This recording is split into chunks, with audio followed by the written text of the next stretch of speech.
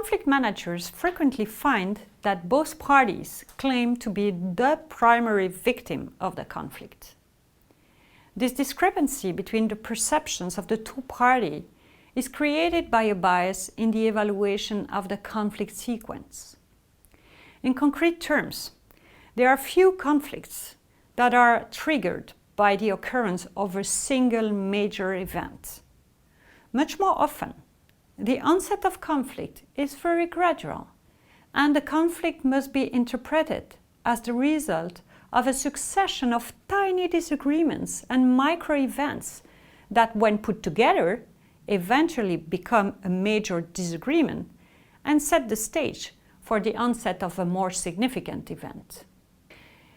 If the basis of the conflict is micro-events, this means that each party will be able to find one micro-event in which they were the victim of the other's behaviors, attitude, and actions. It is from this focus on the micro-events that work in their favor that each party will deduce that they are or have been victims of the other party. And they will then consider that all the actions that they themselves have carried out have been in reaction to initial provocation by the other party. This phenomenon is known as competitive victimization, and it is detrimental to the conflict resolution process. In addition to arguing about substantive issues, the parties will therefore also argue about which of them should be considered the true victim. And as a corollary, which one is entitled to receive apology and to claim compensation for the injustice suffered.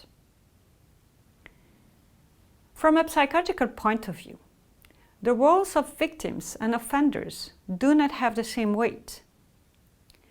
This means that being a victim is psychologically more important to people than being an offender.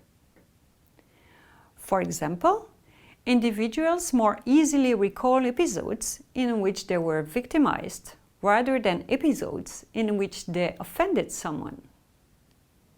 This recall of victimization episodes is also richer in all kinds of details, and it more strongly influences their subsequent behavior.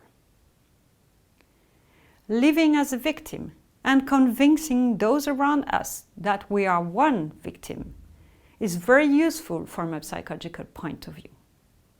Victimization allows us to maintain a positive self-image, but it also provides a justification for our own transgressive actions. Unfortunately, the process of competitive victimization is a barrier to conflict resolution. It decreases openness to peacemaking. It contributes to the escalation process. It reduces trust and empathy between the parties.